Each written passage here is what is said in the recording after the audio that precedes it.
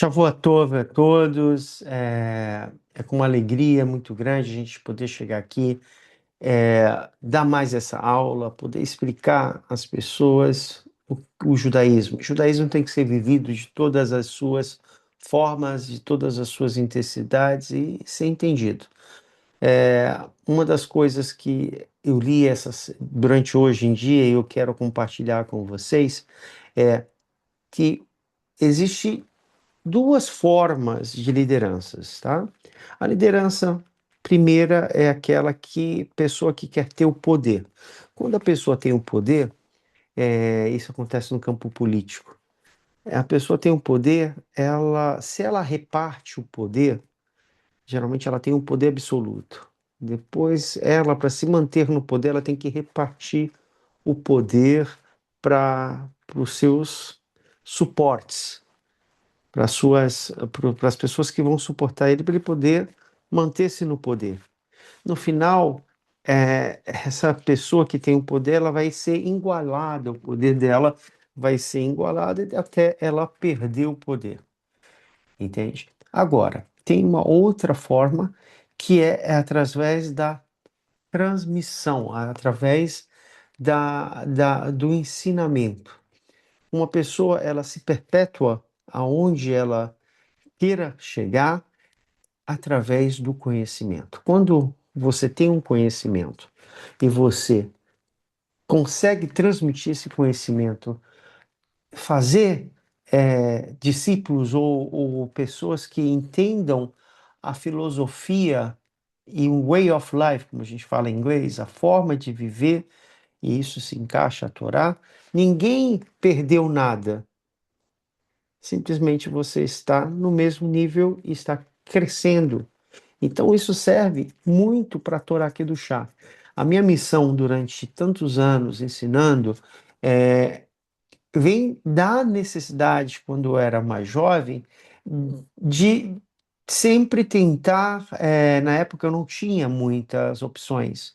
Então, prometi para mim mesmo: se a roda da vida girar e eu tiver numa situação melhor, eu irei fazer diferente. Baruch Hashem, eu com meus 40 e picos anos, hoje eu posso fazer isso com meus alunos. Tenho uma vez cheguei no Brasil, acho que o ano passado, ano retrasado, e eu estava ali no Rio, naquela Macolet onde vende comida caché. Eu botei o chapéu, né? Muito queria comprar minhas coisinhas e ir embora. E aí uma pessoa falou: Rabino Franco, você está no Brasil? E ela gritou: Fulana, o Rabino Franco está aqui. E aquilo me chamou muita atenção porque é, eu não esperava aquilo. Eu realmente, de coração, não espero que vocês assistam os meus churinhos. E é legal, quando eu faço isso, eu faço pensando em cada um aqui que está no grupo, mas naturalmente quando eu boto no YouTube, eu entendo que tem eu já falei isso muitas vezes, aquela senhora que está no interior da Amazônia, ou aquele que está no Nordeste, ou aquele que está no Rio Grande do Sul, ou aquele que está em Lisboa, ou aquele que está em Angola.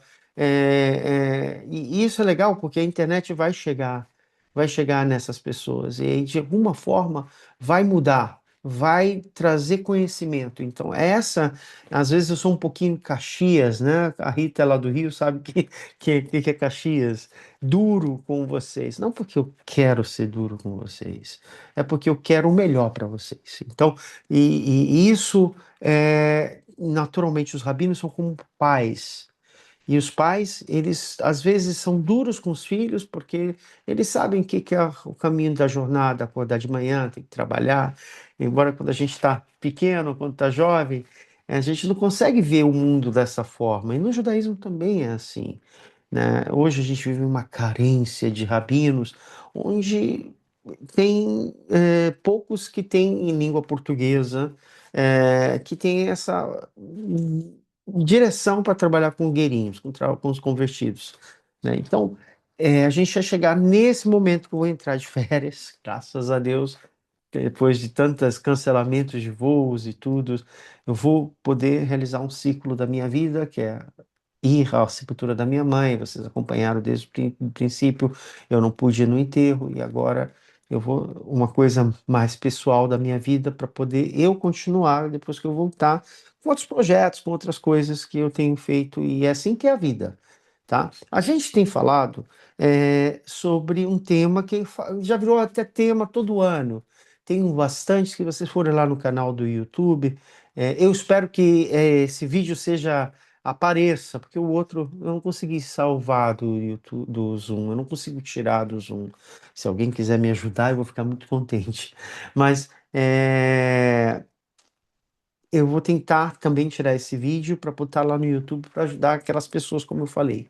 É, a gente falou de vários temas na semana passada.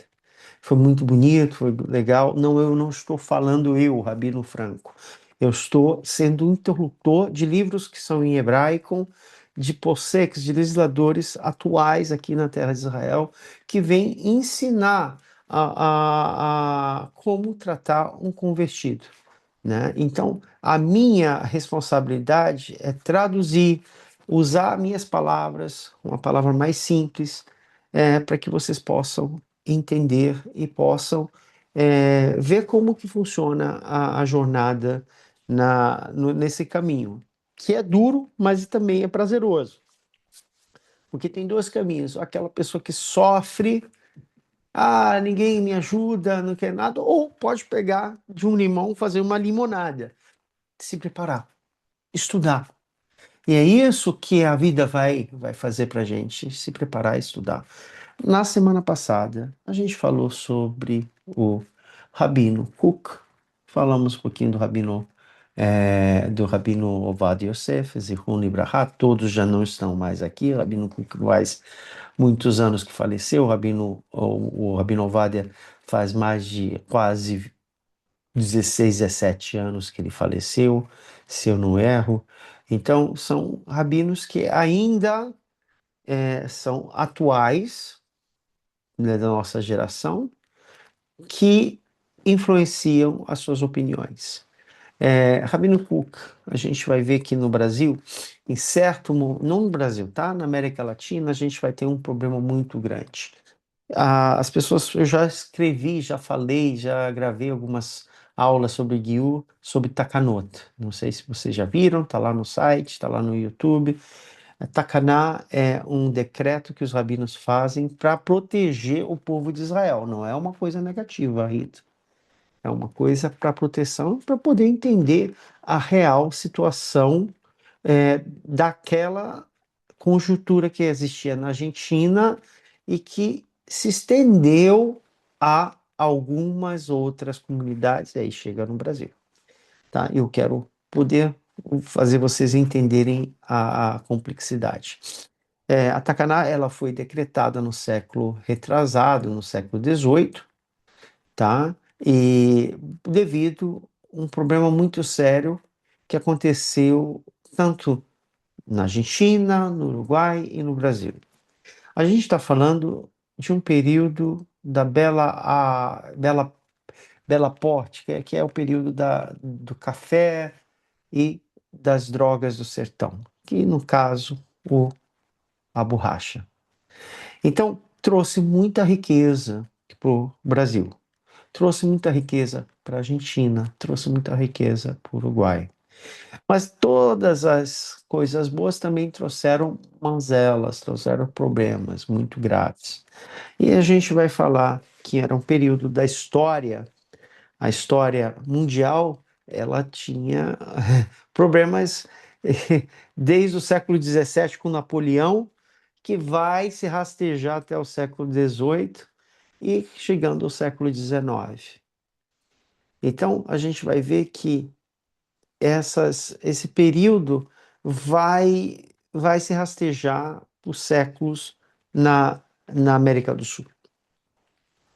E a gente vai ver domínios, o povo judeu sempre vai sofrer, principalmente no leste europeu, com os pogrões, né? Principalmente na Prússia, que hoje não é mais Prússia, tem a Rússia, que depois se tornou a União Soviética, né? Então a gente vai ver que o judeu naquele período não podia ter terras, eles não tinham terras, eles eram arrendáveis. O governo disse: você pode viver hoje aqui, amanhã você tem que sair dali para outro lugar, né? Então, os judeus na Europa, naquele período, era dessa forma.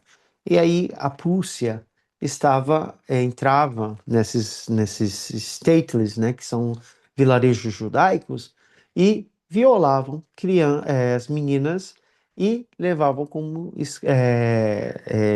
escravas sexuais ou separava ou matava aquelas comunidades judaicas que a gente consegue ver em alguns filmes daquela região, daquela época. Então, a gente vai começar essa história falando disso, que vai acontecer com uma organização chamada Migdal. Migdal é uma organização que é fundada no sul do país, do continente, em Montreal, Montreal? Não, Montreal. Perdão, no Uruguai, e lá eles vão vão se espalhar por todo o continente. E as suas bases vão ser do norte do Brasil ao Rio de Janeiro, São Paulo, Porto Alegre, Uruguai e Buenos Aires. O que era essa organização? Essa organização Migdal, ela funcionava como uma rede de prostituição de mulheres. Ou seja, as mulheres, e não era é, só homens normais, judeus normais que trabalhavam. Tinha uma rede, até rabinos, tá?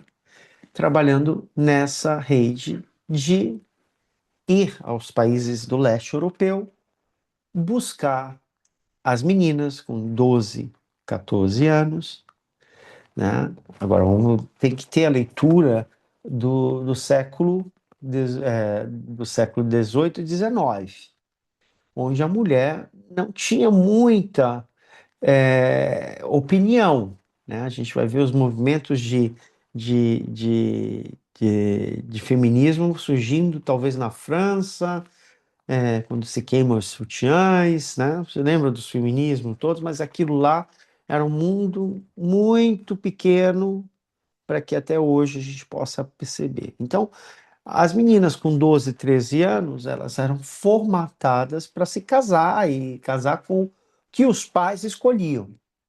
Tá? Hoje em dia já é mais complicado, porque hoje elas escolhem, e elas escolhem muito. Naquele período, as mulheres não tinham muita opção. Você vai casar com fulano, casou, tem 12 filhos, viveu uma vida toda. Tempos são outros. Mas naquele período era assim. Chegava em um vilarejo, um stateling de um judaico, e chegava um homem bem vestido, barba feita, chapéu, e iam naquelas cidades judias, naquelas vilarejos judaicos, dizia: eu sei que a senhora, eu sei que vocês têm filhas, eu sei que você tem uma filha muito bonita, mas se ela ficar aqui, ela vai ser abusada sexualmente por um russo, ou vai ter que casar com um russo e vai ter filhos não judeus. Se você me dá essa sua filha para casar com o senhor Smith ou Goldenberg da Argentina ou do Brasil ou do Uruguai, vai ter uma vida muito melhor. Dava fotos, tinha certificados de rabinos, a comunidade ia receber. Que aquele pai, aquele chefe de estado, aquele chefe de família iria fazer? Ele ia não pensar nem duas vezes. Ó, minha filha, vá, você vai ter uma condição melhor de vida do que ficar aqui nessa inconstância das invasões russas ou de pessoas que possam fazer algum mal. E aí fazia o contrato, arrumava a menina, vinha o Goldenberg, o senhor Goldenberg, casavam com o pai Kedushin, tá? Mazal Tov. E aí ela, já com aquela roupa de época, entrava dentro do navio. E chegava dentro do navio, já na partida do navio, ela encontrava outras meninas judias, talvez da mesma aldeia ou talvez das mesmas áreas, dizia: Oi, tudo bem? Poxa, você está indo para a América Latina? Eu disse: Eu também. Eu me casei hoje, ou essa semana. Ah, eu também me casei. Ah, sim, qual o nome do seu marido? Goldberg. Ah, o meu marido também é Goldberg. E nossa, ela encontrava 5 ou 6 mulheres jovens dentro do navio saindo do leste europeu para a América Latina. E já dentro do navio já era tudo escancarado, tá? Era tudo escancarado. Olha, não tem casamento, você chegando na Argentina ou no Brasil, principalmente era primeiro era no Rio de Janeiro, vocês vão descer, algumas vão descer, outras vão seguir viagem para outras cidades, e ali vocês vão trabalhar nos cabarés. E aí a gente vai conhecer aquela famosa expressão, as francesinhas. Alguém já ouviu falar dessa expressão? As francesinhas? Então, as francesinhas vão chegar, na verdade, elas não são francesinhas, elas são do leste europeu, que elas se vestem como os cabarés da França. E aí elas vão atender, são jovens judias que vão trabalhar na prostituição, os barões do café, da borracha, das drogas do sertão e para atender às necessidades dessas pessoas. Dentro delas também tinha judeus. Então, elas eram judias que trabalhavam com isso. E aí começou a ficar uma rede tão grande, que começaram os rabinos da Argentina, porque a comunidade sempre foi maior da América Latina, na Argentina, tá? Não foi no Brasil, sempre foi na Argentina. Tanto na Primeira Guerra como na Segunda Guerra, sempre os judeus foram para a Argentina por causa do clima, Europa, né? Todo mundo, muita gente não gosta do calor. Então, quando se dão conta dessa tragédia, começam a editar cartas, lembra? Não tinha WhatsApp, não tinha Telegram, não tinha o YouTube para dar essas informações. A informação era muito complexa. E aí começa: não entregue vossas filhas, não entregue as vossas filhas para essas pessoas. Só que é uma rede, né? Então todo mundo quer novidade. Então o que acontecia? A comunidade judaica era muito grande. E eh, a judia tinha mais valores no mercado, porque com- se ela viesse de algum país do leste, como católica, um negócio, geralmente eles não vinham, não davam. Então, eles traziam, acharam uma solução de pegar prostitutas já no leste europeu, já com carreira. E para enganar os barões da borracha, das drogas dos cafezórios, eles disseram: não, hoje, dentro do navio já dizia a senhora Helena, hoje é Sara. Entende? Porque não é porque ela queria ser judia, é porque o valor da mulher judia era melhor, porque eles sabiam que tinham poucas chances de doenças, a lei da, da, as leis de purificação das mulheres, então toda essa situação, o valor da mulher judia era um pouquinho mais alta para a prostituição. Vocês estão me entendendo como é que... Desculpa falar uma coisa tão triste, é uma história muito difícil, difícil porque o judaísmo não fala disso. É uma página nas comunidades judaicas da América Latina que ninguém quer. Tanto que lá no Rio de Janeiro tem um cemitério das polacas, tá? Em Auma, né? É em Auma, E se a não me engano, o uma bairro. estava totalmente abandonado. Quando eu morava no Rio, eu fui lá, tinha mato até um negócio. Aí parece que a Fierge, acho que é Fierge, né? Que é a Isso, Fies. Uhum. Fierge fez uma revitalização. Por quê? O que que eu vou explicar para vocês? Então, chegaram no Rio, chegaram a Manaus, chegaram em Belém. É, e na Argentina tinha bastante. Começou a ter problemas. Essas, essas mulheres começaram a chegar com o nome Sara e elas não ficavam muito tempo prostitutas. Algumas queriam casar. Só que sabiam que elas não eram judias. Dá para saber, né? A pessoa pode enganar, mas elas vão saber no final. Então, o que que os rabinos da Argentina fizeram? Esses mesmos que fizeram os casamentos lá na Polônia, na Prússia, vamos converter elas aqui na Argentina. Não tinha estupros. E começou rios e rios de conversões para essas mulheres. E aí, tudo bem, elas converteram, mas o problema é que se torna um problema social muito grande. Porque os filhos delas não vão ser judeu alarricamente. Porque essas conversões não são sinceras.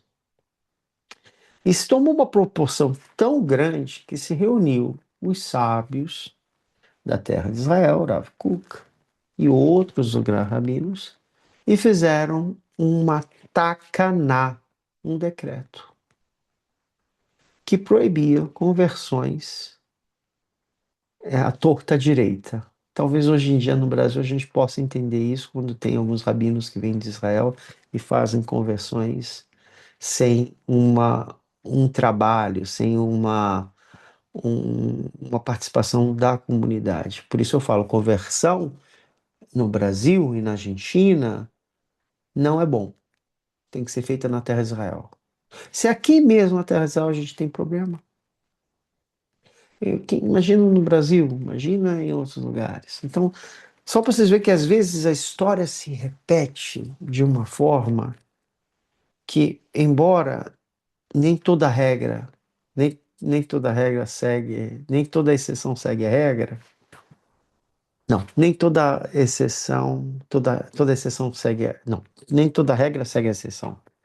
A gente vê pessoas sérias que fazem uma conversão, no Brasil, na Argentina e tudo, por rabinos ortodoxos, mas devido a Takaná, devido ao decreto, não dá. Porque, vamos pensar assim, vocês lembram do Rambam? 1000 anos atrás, quase 900 anos, Rambam, Moshe Maimonides. Quem não conhece tem que dar uma lida. Vale muito a pena conhecer ele, que ele faz parte dos sábios filósofos do povo de Israel. Rambam. Rambam, em uma das minhas conversas com o Rabino Sami Pinto, um rabino grande em São Paulo, eu fiz uma entrevista com ele, ele me falou que Rambam parece uma universidade,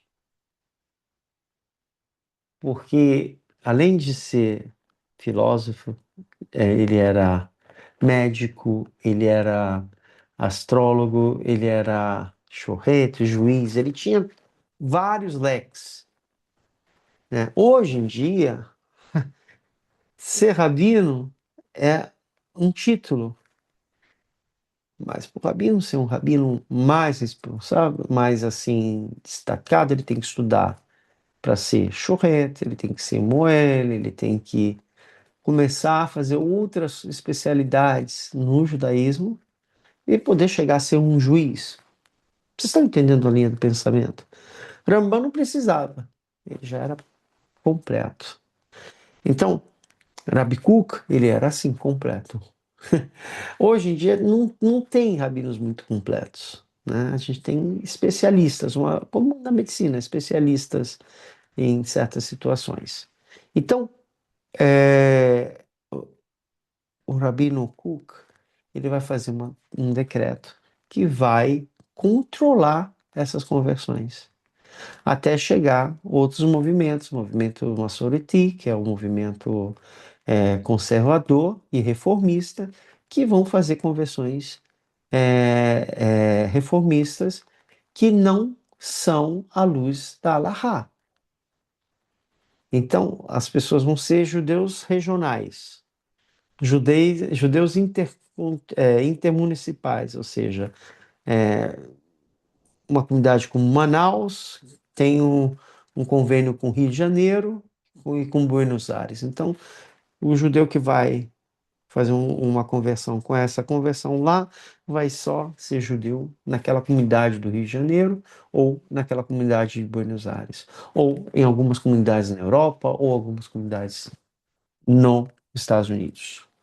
E isso é ruim, porque na terra de Israel, uma pessoa que faz uma conversão reformista, ela vai ter direito de aliar, ela vai fazer aliar, ela vai imigrar como status de judeu, mas ela não vai ser judia na terra de Israel. Ela vai ter que fazer uma outra conversão ortodoxa pela Rabanuta. Vocês estão entendendo como é que funciona? É um pouquinho fora daquilo que eu queria falar, mas eu acho que é muito importante, Baruch atah Adonai Eloheinu haolam, shehakol nihiyat b'oro. Quando a gente escuta ao vivo uma berahá, a gente fala Amém. amém. Quando é gravado, aí não Amém. precisa fazer um amém. É, então, a gente vai ter esse problema. E esse problema, ele vai ser para barrar. De fato, começou com coisas ruins, né? As polacas, mas hoje já tem uma outra realidade. Imagina, imagina, senhores, em um movimento, uma era que a gente tem aí messiânicos que dançam, tem a dança da Halá. Vocês já chegaram a ver aquele filme da dança da Halá? Imagina é, movimentos que tem aí no Brasil, messiânicos que estão em transformação para judaico, né? Que no final eles vão se converter ao judaísmo. Vai demorar um tempinho, vão apanhar para caramba, vão estudar para caramba e vai dizer, ufa, quero largar isso, quero torar. Então, por isso a gente não olha com muita coisa ruim. Não aceitamos. Tem que seguir da forma dela. E aqui em Israel, hoje a maioria, 98% dos candidatos que vêm para Israel fazer conversão tem um background messiânico. Rabanut sabe, os rabinos já sabem, e é por isso que demora o processo. Por isso eu sou ao contra. Aqui diz, não, quer fazer um processo? Primeiro tem que ter participação dentro de uma comunidade judaica. Tem que receber o Yiddishkeit, como a gente fala em Yiddish, receber a identidade judaica. Porque quando ela tem uma identidade judaica de berço da sua cidade, o processo na terra de Israel é muito mais gostoso. É visível e notável. Pessoas que vão fazer o processo, não estou julgando, tá, gente? Eu só estou explicando a realidade. São pessoas que geralmente vieram de comunidades evangélicas, que foram evangélicos, largaram o cristianismo, muito bonito, e depois seguiram o judaísmo. Geralmente foram messiânicos, e aí não deu mais certo. E aí veio para o judaísmo aqui na terra de Israel, e no final, mesmo que elas se convertam, ainda tem hoje em dia tem no Brasil aquela palavra, você conhece o chocolate? Tem o sabor chocolate? Então, tem ainda aquele sabor messiânico, mesmo que não seja, mesmo que já terminou, mas ainda tem um pouquinho do sabor porque não teve o In the Skies. Desculpa falar, mas eu não tenho outra forma de explicar aos senhores e meus queridos alunos, né? É, se alguém está assistindo esse vídeo no YouTube, não fique chateado comigo. Eu acho que através do conhecimento, através do estudo e da vida comunitária, a gente consegue tirar o sabor messiânico e botar um sabor de Torá. Então, é isso que é importante, isso que vale, porque precisa desse tempo, precisa dessa desintoxicação, porque o judaísmo, o judaísmo não pode, ele não pode andar com coisas que vai tirar o sabor da Torá, vai tirar a realidade da Torá. E a Torá é única, a Torá é linda. Então, é importante manter a Takaná. Não o passado, o que aconteceu no passado. É triste. Muitas dessas mulheres, as polacas, elas morreram e elas eram proibidas de frequentar as sinagogas. Elas eram judias, tiveram filhos conforme a Allahá, mas os seus filhos se assimilaram, se assimilaram. E aí a identidade judaica, elas eram, imagina, são meninas que vieram com 12, 13 anos. Em 1800, 1900, elas não tinham muita informação, a informação de passar. Então, é, houve perguntas para os rabinos no Marrocos, perguntas para os rabinos nos Estados Unidos, em Londres, se uma, uma judia polonesa, uma francesinha, quisesse doar uma capa para o Sefer Torah que elas bordavam, se podia aceitar ou não. Olha que pergunta difícil, mas a gente tem que entender a realidade daquela sociedade, né? Ela era, né? Muitas das polacas, a gente está falando da década, as últimas que morreram foi na década de 70. Então, elas tinham uma fé muito grande, doavam dinheiro para as sinagogas. Tanto que não podia ser enterrados em cemitérios judaicos, como o Caju, lá em Botafogo. O que eles faziam? Elas construíam seus próprios cemitérios. Porque elas entendiam, já estamos separadas, então ficaremos separadas. E ali pagavam rabinos para enterrar, pagavam rabinos para fazer Brit Milá, teve uma que teve lá, estou falando do Rio, teve sinagogas delas. Então, isso foi uma situação difícil, mas não tem nada a ver com a Tacaná.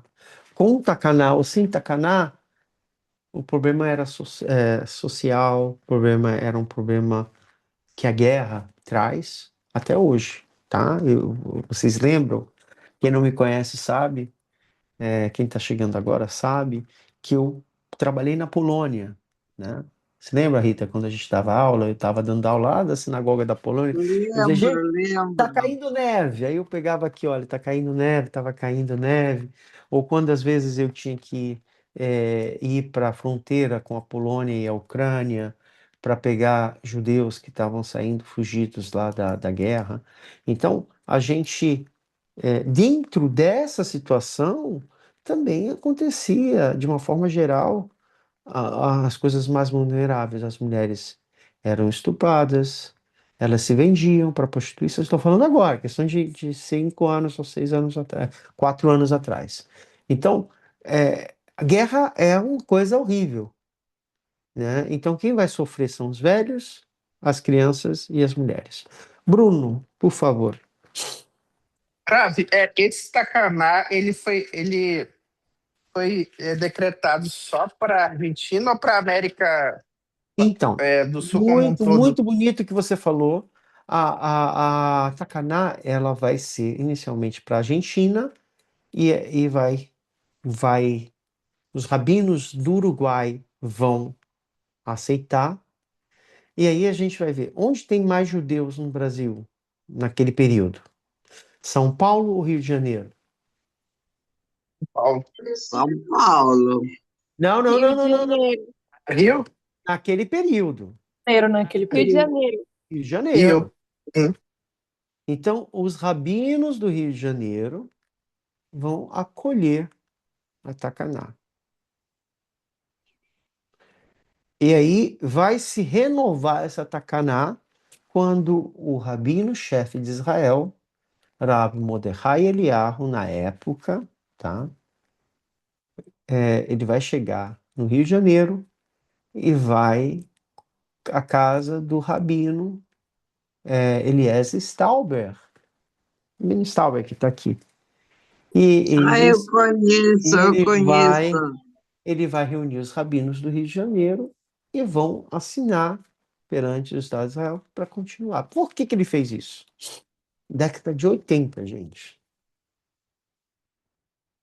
Porque, de fato, a Tacaná não chegava no Brasil. Só que é aquele negócio. No século XVIII,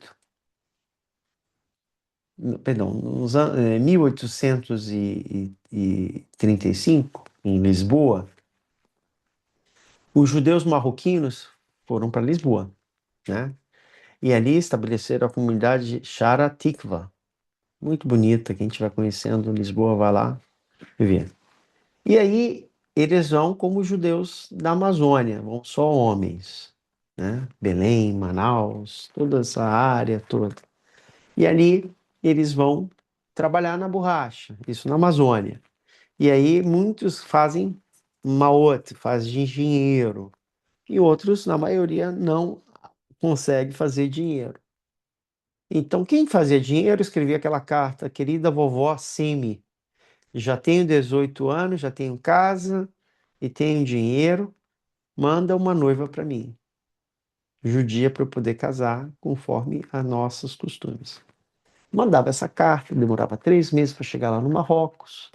E aí a avó Simi ia lá, ou em Tanger, Tetuan, Marrakech, botava a foto do rapaz: olha, esse aqui tem dinheiro, tal, tal, tal. Ah, essa é a família tal, tal, fazendo tudo pela família. E depois, moral da história, entrava a Raquel dentro do navio. Ele só se conhece das fotos, e ali vão chegar lá no interior da Amazônia. Ela vai, quando o barco, vamos imaginar a Amazônia, vou ver daqui a pouquinho. Não sei se você lembra, o Bruno, a Amazônia, porque é um pouquinho É, com amazônico. certeza. Vamos lá, vamos imaginar que fazer um exercício mental. Quem está lá em Manaus, isso é normal, é realidade. Vamos lá. Você está naquele barco, você está lá na beira do, do, do porto de Manaus, século XVIII, e aí todo mundo, aquelas mulheres com aqueles vestidos, os homens com bigodinho, chapéu. Peraí que eu vou pegar aqui. Só um minutinho, vamos realizar. Vamos fazer um exercício de época. Tá, vamos pegar aqui. Aí, ó, ele tá lá com aquele chapéuzinho, ele tá. Cadê meu óculos de época? Eu tenho que ser artista, né, Rita? Fala pra mim.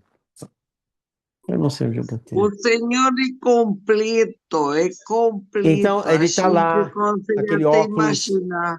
Pera aí ele tá lá com aquele óculos, lá no Porto de Manaus, com aquele terno, gravata, bonito. E aí ele vê lá quem vem do Rio Amazonas, entrando no Rio Negro, atravessando o rio Encontro das Águas. E aí ele suando com aquele calor úmido da Amazônia, mas todo empacotado. Eu sei. E aí ele vai chegar lá e vai falar: Seu Zé, tá vendo o barco? Aí ele vê o barco, joga o rojão, aquele rojão, pu, pu, pu, pu, pu. Era a noiva vindo. que vinha de uma viagem de 3 meses cruzando o Atlântico para chegar em Belém, e depois mais quase um mês para subir o Rio Negro, uau, para chegar lá na cidade de Manaus. E quando eles vê aquele navio, começa, pum, pum, pum, os fogos. Aí tinham outros que tinham tanto dinheiro para impressionar, Barão da Borracha. Traziam até banda. Tananana. E aí a noiva já estava dentro do navio, vinda de Belém, com alguma prima, ou alguém da família Azulay, ou Bemegui, ou Benayon, que temos aqui ou Abecassis, vamos puxar a sardinha para os nossos daqui. E ali elas vão chegar, já vão se arrumar de noiva. E quando ela desce do navio, não é um navio europeu, é um navio amazônico que até hoje tem nos portos, né? Aqueles portos da Amazônia, vindo de Belém, ela cansada de uma viagem longa, tem lá os seus 16 anos, tem 14 anos, vai descer do navio e vai conhecer um noivo, e ali eles vão automaticamente, alguns minutos mais, vão chegar ali na Praça da Saudade, na antiga sinagoga da Praça da Saudade, ou na Avenida 7 de Setembro, acho que é 7 de Setembro, onde é hoje É a 7 de setembro. Aham. Sim, Câmara 7 de dos setembro. Deputados. Estou ficando velho, estou esquecendo as coisas. E ali vão os rabinos, os líderes religiosos, os rachams, porque rabino era matéria de luxo, ninguém queria muito ir para a Amazônia no final da borracha, vão casar aqueles jovens que estão chegando na Amazônia, e ali eles casam, o pai que é do Shin, Maquetubá, toda a comunidade vai estar toda a, a- assinada, e ali, depois do casamento, ele vai receber a Ketubá dela na mão, e ele vai para o interior da Amazônia. A Tacaná, voltando agora para a realidade, ela vai ter validade em alguns pontos do Brasil. A realidade do norte do Brasil, os judeus do norte, é totalmente diferente da realidade dos judeus do Sudoeste, que vai ser tocado para o Rio, São Paulo, até o Uruguai e a Argentina. Faz sentido para vocês? Faz. Porque o judeu Ashkenazi, essa Takaná é uma Takaná Ashkenazita. Não é uma Takaná das comunidades sefaraditas, não foi dos rabinos grandes. Embora o rabino Mordecai vai fazer essa situação. Ele era sefaradita, de Babel. Mas antes dela, em 1800 alguma coisa, a tacanada da Argentina não pegava. Não pegava. Então os rabinos daquele período de 1800 e bolinha podiam fazer conversões. Porque quem era o louco querer ser judeu em um período onde tinha pogões e onde a religião católica, a Inquisição durou quase 300 anos em 1800. 830 terminou a Inquisição. Então, era muita loucura querer ser judeu. Então, as comunidades sefaraditas começaram a fazer conversões. Conversões com rabinos locais. E a gente vai ver, tanto em Belém como em Manaus, conversões que são conversões comunitárias. E, senhores, a realidade é totalmente diferente. Que era a realidade da Amazônia? Uma pessoa. Hoje em dia você pega um avião, você está em Manaus. Mas, quando uma pessoa sai do Marrocos, elas não pensavam em ir todo ano de férias para o Marrocos. Muitas pessoas vieram pequenas e morreram e não voltaram. Esse era o natural. Agora, voltando lá para Lisboa. O que acontecia? Lisboa é muito mais perto do Marrocos, né? E aí, quando os judeus iam para Portugal, isso com a abertura na República, quando Portugal se torna de fato uma república e deixa de ser um império, em 1909, com o assassinato do último rei. Foi morto ele e o filho dele acabou a monarquia com a implantação da república, muito parecida com a realidade no Brasil. Só que a diferença é que não mataram Dom Pedro II, exilaram. Estava próximo para matar. Lá em Portugal mataram.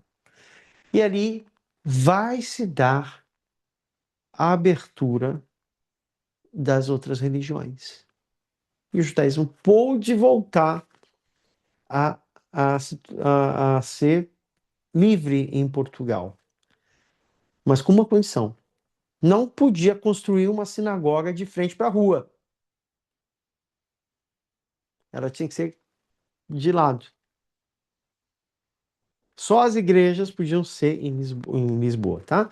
De frente para a rua. Sinagogas e outros templos, maçons, a gente está falando outros templos, é a maçonaria, tá? Era de ladinho. Então você vai hoje lá em Lisboa, na sinagoga Sharatikva, é uma sinagoga centenária, era de ladinho. Ela não é de entrada para a rua. O que acontecia? Os judeus trabalhavam em Portugal e começou a enviar. Os judeus começaram a ir para as colônias portuguesas trabalhar. Angola. E aí, os que ficavam em Lisboa não conseguiam casar, casavam com as portuguesas. Dona Manuela, Dona Maria, Dona Joaquina. E aí não podiam casar na igreja. Aonde que eles iriam? O Marrocos. Levava um final de semana maravilhoso. Pegava a Dona Joaquina, entrava, ia até o Algarve, do Algarve atravessava o canal até Gibraltar, ou chegava no Marrocos, ficava uma semana lá, Baruch Atah Bom Kitá, Shazam, convertia a Dona Joaquina, ela não era mais Joaquina, vinha Miriam, e vinha para a comunidade, fazia conversões ricamente, caché. Só que tem um problema. O que era o problema, gente? Alguém pode me dizer?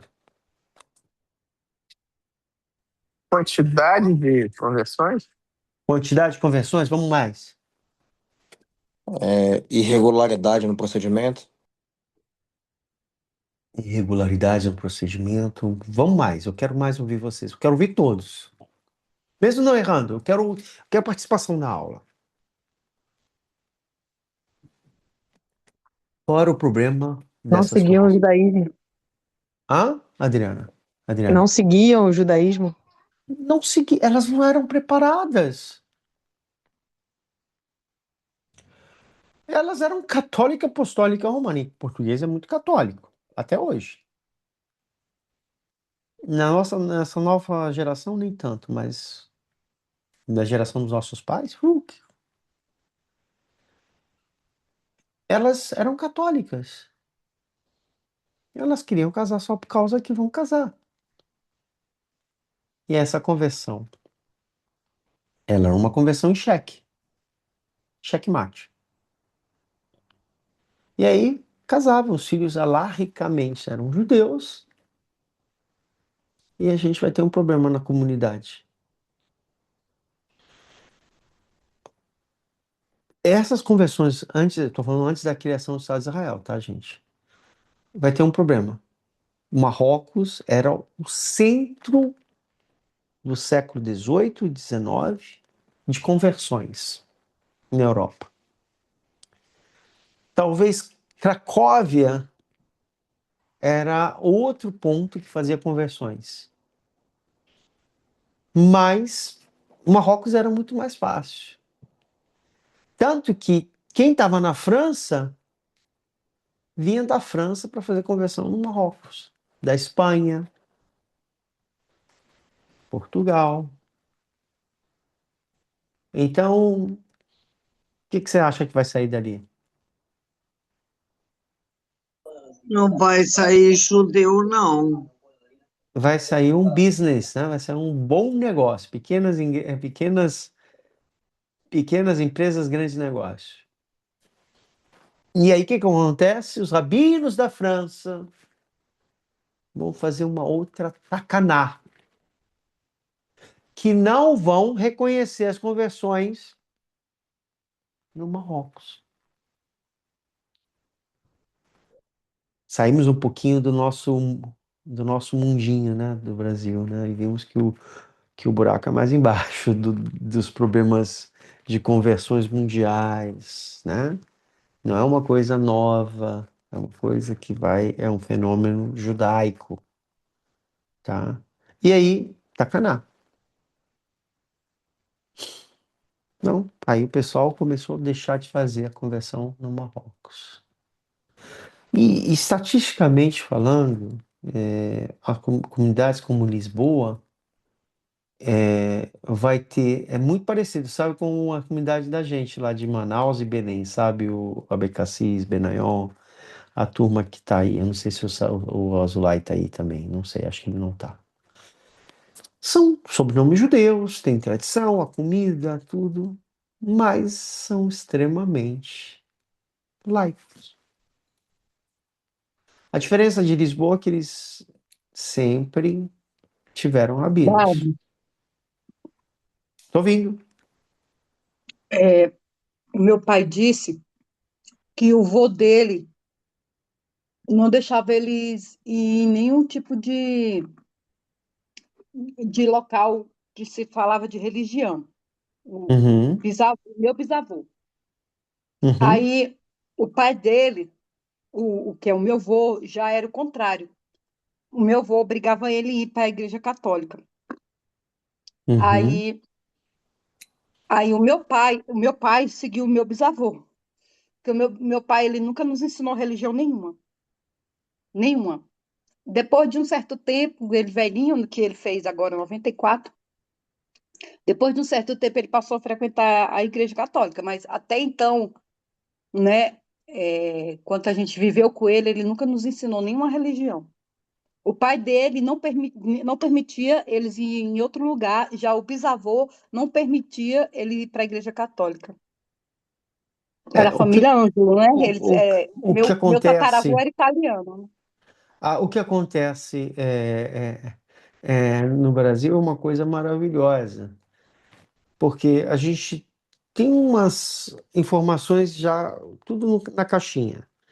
Ou era católico, ou era judeu, ou era protestante. Mas as coisas na América do Sul, principalmente no Brasil, não era assim. As pessoas que vieram da Itália, de Veneto ou do sul da Itália, eles eram extremamente nacionalistas fascistas. Era Mussolini. Era aquela ideia quase da União Soviética. E que a religião não tinha espaço. E então, se tem origem italiana, a maioria das vezes, estou falando avô, bisavô, era dessa informação, que o Estado, que era além, porque a religião trouxe sofrimento. Agora, se vier do Nordeste, a gente vai ter 230 mil judeus, isso eu estou falando, que vieram, cristãos novos, né, para colonizar a região do Nordeste. Portugal mandou para fugir das perseguições da Inquisição, né? Então, a gente vai ver que a igreja vai ter uma certa influência, mas cristão novo, cristão velho, as características estão aí. Tanto que você vê que o brasileiro, para alguns juristas portugueses, ele é português. De fato, ele é português, como o angolano.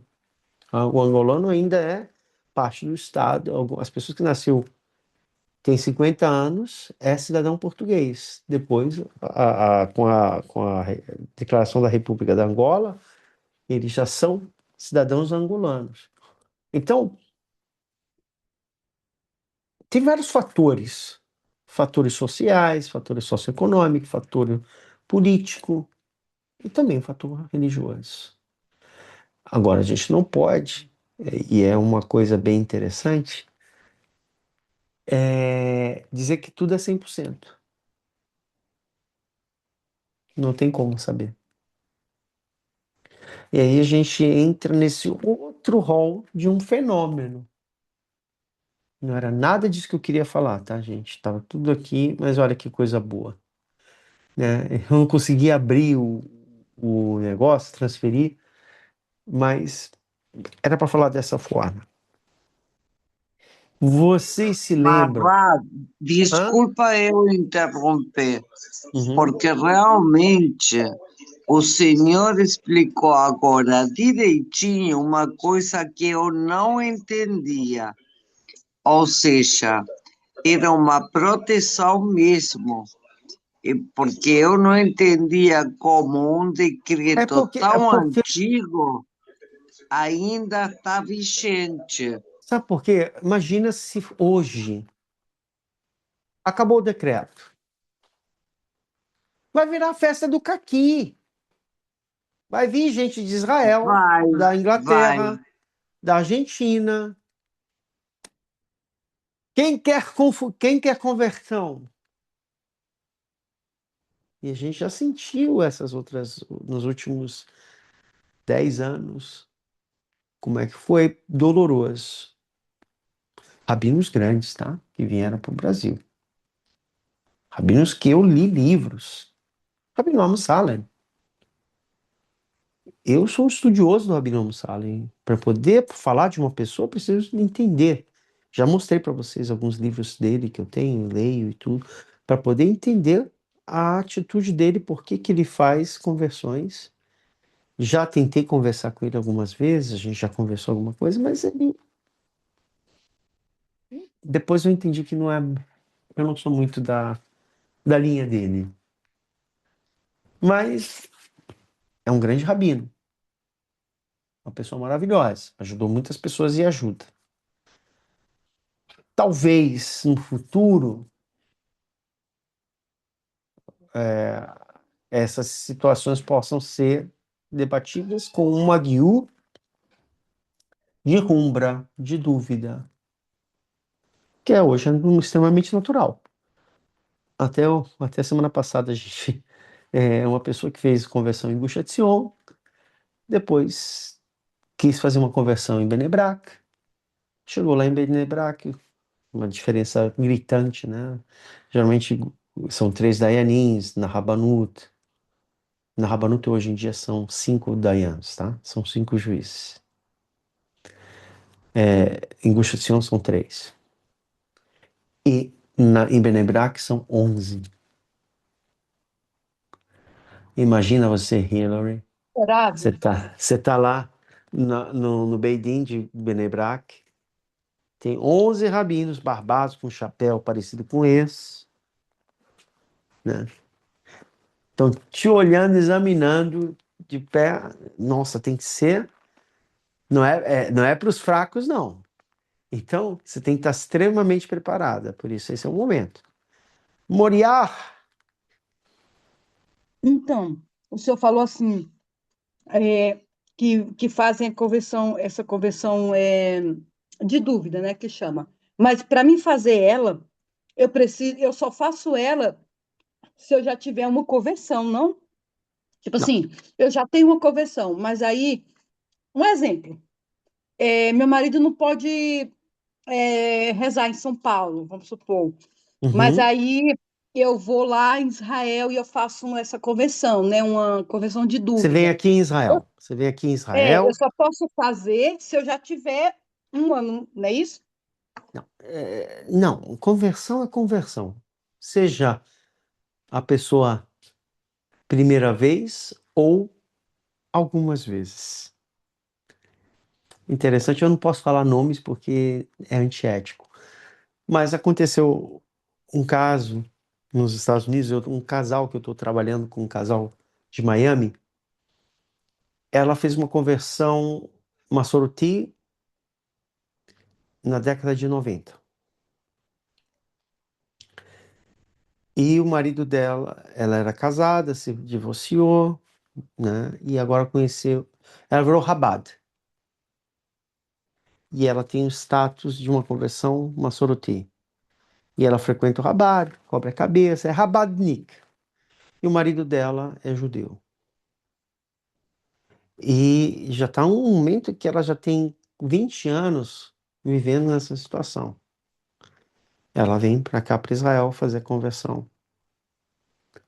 E essa conversão que ela tem, uma Soroti, vai ser reconhecida numa conversão ortodoxa? O que que você acha? Não. Não. Não. Vai, eu quero ouvir o pessoal. Vamos lá, vamos ouvir. A, Valendo! massa, a Massoreti, ela é como é que fala? Uma Soroti, Ma, Massoreti, ela é conservador, né? conservador. É isso mesmo. E aí, Adriana, E o que que a, você acha? É a conversão da Acho que não. Ari, do Bonder, Rabino Sofista. Não, com certeza não, então. Não, não, não. Vamos lá. Ora, na CIP não é Massorti também, aqui em São Paulo? CIP. Daniel, tá muito calado. Você tá aí, Daniel? Ou A só o CIB botão? também, de Brasília, né? A CIB.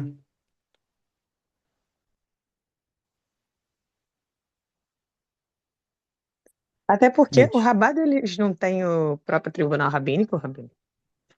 o Rabat tem tribunal rabino em Nova York. É, Ravi, só uma pergunta para ficar claro aqui para mim. O senhor Uhum. diz que o senhor recomenda que as conversões sejam feitas em Israel, justamente, aí é uma pergunta, por elas serem reconhecidas no resto do mundo? Seria mais ou menos isso? Olha, Leonardo, a tua pergunta foi maravilhosa e eu vou respondê-lo usando as palavras de Rabino Isaac Kook. Rabino Kook fala, quando ele decreta essa tacaná na Argentina, ele fala: quem quer se converta na terra de Israel, porque a terra de Israel ela é pura e purifica. Os mikvês da terra de Israel são puros e purificam. Quando uma pessoa faz uma conversão na terra de Israel, ela possa ter algumas dúvidas, rumbras, dúvidas, né? Rumbras. Mas ela nunca vai ser anulada. Como eu falei há pouco, tem pessoas que se convertem para movimentos ultra-ortodoxos. Comunidades como São Paulo fazem uma conversão em Gush Etzion, ela vai ser aceita em todas as linhas do Rabat.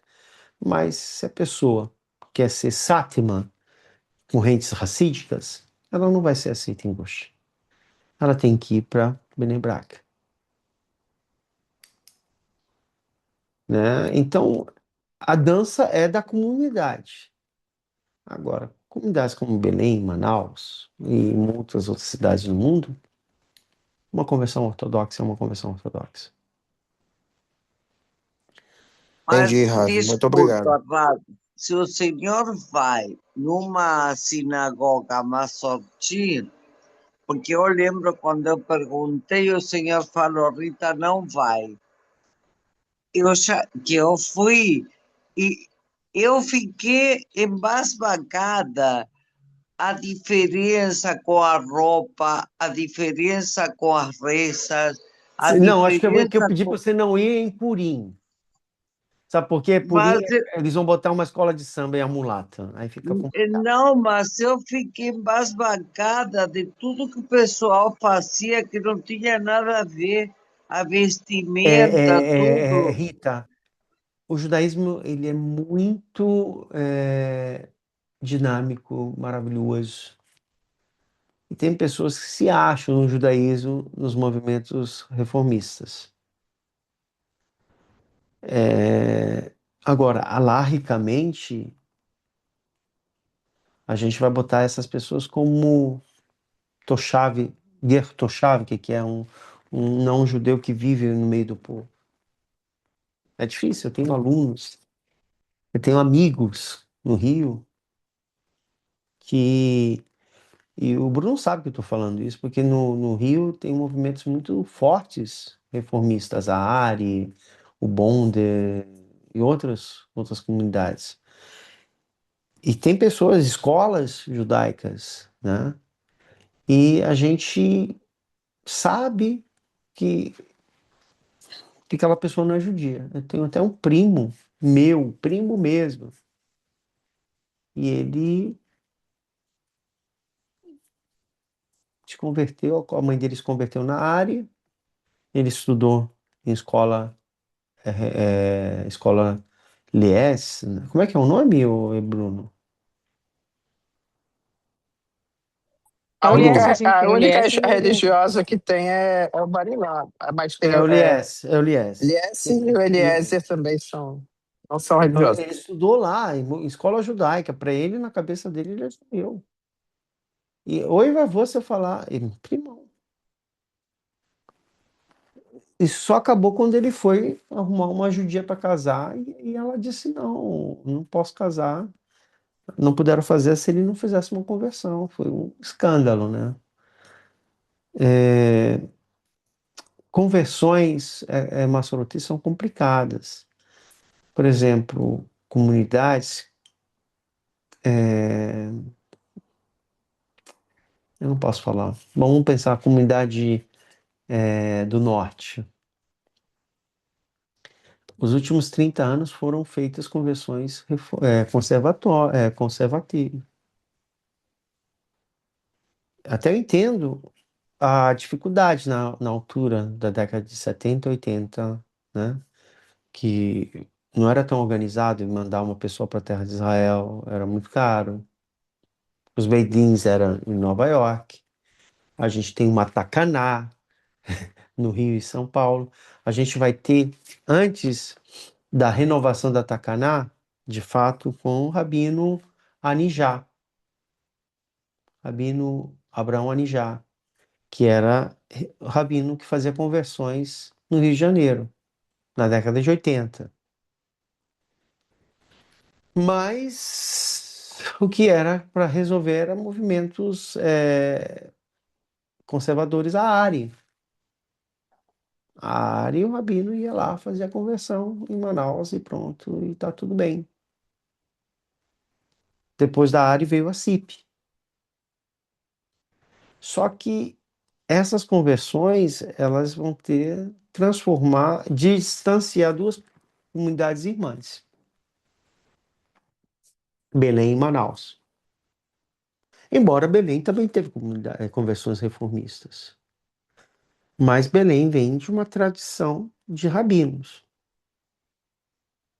E onde tem rabino ali, vamos falar, querendo, amando ou não, o Rabado de Belém foi um divisor de água que preservou o judaísmo ortodoxo. Depois teve o rabino Emeshklani, o Moisés Emeshklani, depois teve outros rabinos, e até hoje tem outros. Só que a outra a sinagoga de Manaus, não houve essa tradição. Houve tradição de shelichim, só professores, para passar a tradição. Mas também eles não tiveram essa preocupação.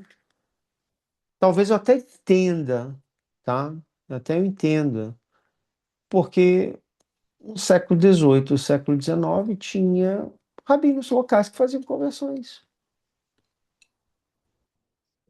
Agora, o judaísmo muda conforme seu tempo e sua necessidade. E hoje é muito mais cômodo trazer um rabino para a comunidade, Baruch atah, que bom que tá, Shazam, me ajudou. Aí a pessoa cresce como judia, faz bar mitzvah, aí um belo dia vai chegar em Israel, desculpa, você não é judeu. Pergunta, gente. Oi, Rafa, era isso que eu tava com uma dúvida. É Uhum, que o meu bisavô, ele veio de Jerusalém para Manaus. uhum. E quando ele chegou aqui, ele era muito novo e ele se casou com uma mulher que não era judia. O E o filho normal, dela, hã? era o normal. É, e o filho, e o meu avô, ele não, ele passou pelo processo de convenção e ele ia se converter em Manaus. A gente está falando do século 1800 e bolinha, ou 1900 alguma coisa, né? Então, certamente foi os rabinos ali daquela comunidade, o rabino que tinha. E não é uma coisa não normal. Só que com a morte desses rabinos ortodoxos, que vieram do Marrocos, veja bem, eram rabinos ortodoxos, que mantinham a tradição judaica do Marrocos. Você lembra de Lisboa, que eu falei há pouco? Então, seguiam conforme Allahá. Morreram e não tiveram essa continuidade. Então, tivemos que achar outra situação que é parecida, trazer rabinos da linhas reformistas para resolver essa questão. Era muito caro, muito complicado, década de 70, 80, 90. Então as coisas começam a se melhorar nos anos 2000 e a tendência é melhorar muito. Estou falando dessa realidade norte. Rio de Janeiro, realidade totalmente diferente. O Rabino Anijá, ele vai ser afetado pela Takaná. Lembra do Rabino Stauber que eu falei há pouco? Vai acabar todas as conversões do Rabino Anijá e não vai se poder fazer mais. E aí se inaugura uma nova era, a era de um judaísmo que deixa de ser do Rio de Janeiro e vai se formar e vai fortalecer cada vez mais e mais, mais, transferir para São Paulo. E lá em São Paulo, a dança é húngara. Rabino Horowitz. Rabino Horowitz, eu gosto muito dele. Famoso Uru? Ouro. Uma pessoa que ele é uma pessoa muito querida, mas trabalhar com conversão não é fácil. E ele tem um yofi, como a gente fala em hebraico, ele tem um way of life, ele tem uma forma de ver o judaísmo que é ultra-ortodoxo. Então, uma pessoa que quer fazer uma conversão e quer ficar em São Paulo, ela tem que seguir a, a dança da casa. Está certíssimo. Tanto que você vê pessoas que estão no meio deles se convertendo. Só que conversão já tem um problema. Conversão feitas na Rabanut, em Benebrak. Quem faz conversões em Gush, em Rabanut, não é reconhecido no meio dos ultra-ortodoxos. Tem que ser em Benebrak. O convênio não bate. Tem que ter um convênio de Benebrak. Então, tem que saber o que vocês querem. Que judaísmo vocês querem? Tem um leque, 71, 70 passes, né? O judaísmo tem. Mas, além de conhecer esse judaísmo, as 70 fases, você tem que saber o que você quer. Que no final isso aqui é uma casca. A gente tem que ver o que precisa continuar estudando Torá, fazer, buscar sempre melhorar como pessoa, quais são as expectativas para o futuro, formar uma família judaica. E essa é o grande dilema no judaísmo. Não é só simplesmente fazer conversões, como eu falei há pouco, VaptVupt, do Flash. Eu formo meus alunos com caráter, com forma de pensar e ser maduros naquela direção que quer fazer. Então, para mim, tempo não tem tempo. É 1 ano, 2 anos, 3 anos, 10 anos, dependendo da pessoa. Te garanto que quando a Adriane começou a estudar comigo, ela ficava mais perdida que peru. Como é que falar no Rio, Adriana? Tiroteio. Segue em tiroteio. Como é que é? Cego em tiroteio. Cego em tiroteio, não sabe nada, né? Verdade? E aí, depois ela começou a assistir, começou a ver. Hoje, ela tá cobrando o marido para vir para aula. Olha, e hoje eu sei mais do que muita mãe que é judia da escola das meninas. Porque eu acendo vela de Shabbat toda sexta, eu faço ralá, faço brahá, a gente Então, faz para Shema toda mim, noite quando eu e na chegar aí no Rio, eu escola, quero te ver, viu? Chegar no Rio, eu quero ver vamos sim, vocês. Então, essa é a minha preocupação. Não é a quantidade, é a qualidade. Eu sei que nossos encontros, os domingos, são muito importantes. Eu pego no pé da Rita, vou pegar no teu pé, Hillary, vou pegar no pé de todo mundo. Da Marina, então, poxa. Pega bastante. Então, o mais importante é isso. É entender a realidade, a situação onde você está. E se uma porta está fechada, não se preocupa, vai para outra. Se está fechada, você vai entrar por uma janelinha pequenininha, mas vai entrar. Seja na tua cidade local ou em outra cidade. Lech Lechá. Não tenha medo. O medo, ele faz coisas horríveis. Né? A gente não pode ter medo. Sheilot, perguntas. Não tinha nada a ver com o que eu tinha que falar, mas vai ficar depois das férias. Gostaram da aula? Bravo, gostei bastante. Uma dúvida, você vai vir para São Paulo também ou só Rio? Não, não vou para Sampa. Não vou pegar frio. Não vai dar tempo. Eu tenho que ir a Manaus. Eu Que tenho que chegar pena. perto do meu pai. Tenho que resolver fechar esse ciclo, né? Do luto e também estar um pouquinho resolvendo as coisas, as pendências no Brasil. Eu vou estar no Rio. Quer vir? Vem no Rio. Aí eu vou te ver lá. Ai, se eu pudesse, era. Você sempre pega a ponte aérea. Para quem ia para Miami, Rio de Janeiro é ali do lado. Gente, um abraço. A gente se encontra daqui um mês, quando eu voltar para Israel. E a gente vai voltar a falar dessas coisas, mas eu acho que o mais importante é o conhecimento, o estudo e se preparar. Tudo tem o seu tempo. Shavua Tov, tudo de bom. A gente se Shavuot, encontra. boa viagem, Rav. Obrigado, Boa obrigado. viagem. Até mais. Até Um daqui a abraço. pouquinho mais. Tchau, tchau. Tchau.